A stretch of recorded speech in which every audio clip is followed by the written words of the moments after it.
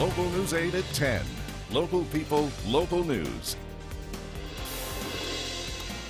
New tonight, 35% of Idaho high school students have tried an illegal drug at least once in their life. And according to a 2014 drug report by the Institute of Behavioral Health, 22% of Idaho students who have used marijuana in the past 30 days use it daily. One Idaho police officer has dedicated his career to drug education in order to prevent an increase in these numbers. But he also says there are some new trends with teens that parents have got to be aware of.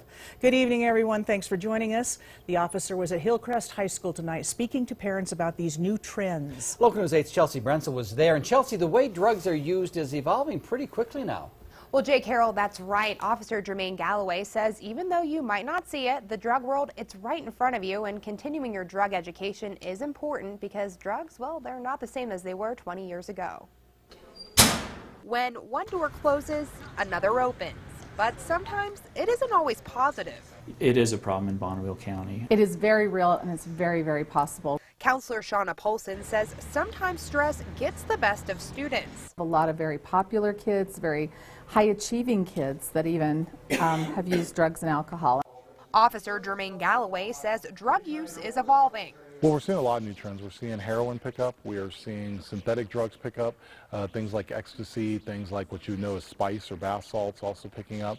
But the Gem State is seeing some trends of its own. One of the things Idaho's seeing is marijuana concentrates. That's a big trend that we're seeing a lot, and what that is the marijuana waxes and oils, where now marijuana looks like an oily substance, so it almost looks yellow or amber color instead of a green leafy substance.